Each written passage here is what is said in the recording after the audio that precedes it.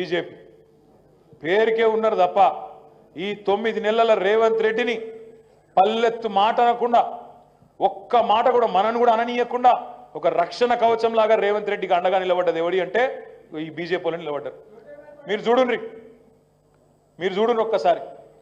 రాహుల్ గాంధీ ఏమో అక్కడ చెప్తాడు, ఏం చెప్తాడు? గుజరాత్ మోడల్ బేకార్ హై అంటాడు. ఇక్కడ రేవంత్ రెడ్డి ఏమంటాడు? నై గుజరాత్ మోడల్ షాందార్ హై, हम भी उसी रास्ते चलेंगे. రాహుల్ గాంధీ అక్కడ అంటాడు అదానీ చోర్ హై అంటాడు, అదానీ ఫ్రాడ్ హై అంటాడు. ఇక్కడ రేవంత్ రెడ్డి ఏమంటాడు? అదానీ ఫ్రాడ్ నహీ హై, అదానీ హమారా ఫ్రెండ్ హై. ఆయన అంటాడు రాహుల్ గాంధీ చౌకీదార్ చోర్ హై అంటాడు. ఈయనేమంటాడు? చౌకీదార్ హమారే బడే బాయ్ హై. మరి బడే బాయ్ చోటే బాయ్ మంచిగా సెట్టింగ్ అయినట్టుంది.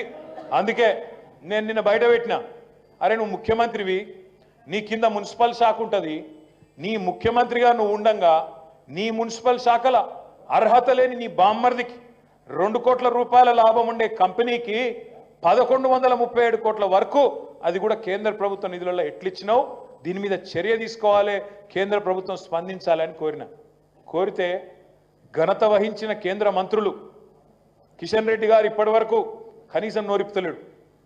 బండి సంజయ్ గారు నోరిప్పి గబ్బు మాటలు. మీరు ఉత్తరం రాయండి, ఎవరట? నేను కాదు, రాష్ట్ర ప్రభుత్వం ఉత్తరం రాయన్నట్టు రేవంత్ రెడ్డి. ఏది? నా శాఖల దొంగతనం జరిగింది, జర పట్టుకొని రండి, నేను ఉత్తరం రాస్తే ఈ సిపాయి అట కమిటీ ఎత్తారట. ఎవడని ఒప్పుకుంటాడు నేను దొంగతనం చేసినా, జర నన్ను పట్టుకోని. గట్లున్నది బండి సంజయ్ తెలివి.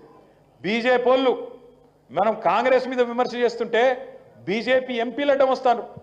మొన్ననే వచ్చిరు వాళ్ళు 9 నెలల, మీరెందుకు ఆగమవుతాను అని చెప్పి కాంగ్రెస్కు రక్షణ కవచంలా కుసుమ, కాంగ్రెస్కు రక్షణ కవచంలాగా ఇవాళ బీజేపీ నాయకులే అండగా నిలబడతా ఉన్నారు. అందుకే నేను అనేది, ఇవాళ రాష్ట్రంలో పేదలు, రాష్ట్రంలో ప్రజలు ఇవాళ బీజేపీ దిక్కో ఇంకో జేపీ దిక్కో చూస్తలేరు. ఖచ్చితంగా మళ్ళా కేసీఆర్ దిక్కే చూస్తున్నారు, ఈ గులాబీ కండువా దిక్కే చూస్తున్నారు. మళ్ళా మనం తిరిగి రావాలి అనే బలమైన ఆకాంక్షతో ఉన్నారు. నేను మీ అందరితో ప్రార్థించేది, తమ్ముళ్ళు చెప్పిన మాట, కృష్ణ గారు చెప్పిన మాట అన్న, మనం కమిటీలు వేసుకోవాలి, నిర్మాణం చేయాలి, ఎస్సీ డిక్లరేషన్ మీద పోరాటం చేయాలి, రైతు డిక్లరేషన్ మీద పోరాటం చేయాలి, యువజన డిక్లరేషన్, మైనారిటీ డిక్లరేషన్, విద్యార్థి డిక్లరేషన్, మహిళా డిక్లరేషన్, ప్రతి దాని మీద కూడా ఇంకా 4 ఏళ్ళు ఉంది, పొద్దుంది, పొలం ఉంది, ఏం తొందర లేదు, తొందరపడేదేం లేదు, గట్టి కొట్లాడదాం.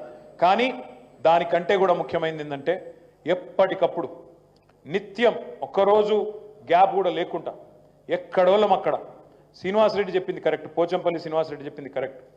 వినయ్ భాస్కర్ అంటే వినయ్ భాస్కరే సమాధానం చెప్పాలి, నాకేం గరజు, అట్లా కాదు. కేసీఆర్ అంటే కేసీఆర్ చెప్పుకోవాలి, నాకేం గరజు అంటే ఇక మన పార్టీ ఎట్లయితుంది, మన కుటుంబం ఎట్లయితుంది. ఒక్కలను తల్లి లాంటి పార్టీలో ఏ ఒక్కలను ఎవడు విమర్శ చేసినా మనందరం కూడా బయటికి రావాలి, గట్టిగా కొట్లాడాలి, గట్టిగా మాట్లాడాలి. అట్లయితేనే ఒకరికొకరు అండగా నిలబడ్డప్పుడే నడుస్తుంది తప్ప నాకేమిలే, ఆయనంటే నాకేంది, ఈయనంటే నాకేంది అనుకుంటే మాత్రం నడవది. గట్టిగా నిలబడాలి, రోజు వాళ్ళ అవినీతిని ఎండగట్టాలి. తెలుసు మీ కార్పొరేషన్లో జరిగే కుంభకోణాలు తెలుసు, తప్పకుండా తమ్ముడు చెప్పినట్టు కార్పొరేషన్ వేదికగా ఎండగట్టాలి, బయట కూడా లొల్లి పెట్టాలి. ప్రజల దృష్టికి అక్కడ జరుగుతున్న అవినీతి భాగోతాన్ని తప్పకుండా బయట పెట్టాలి.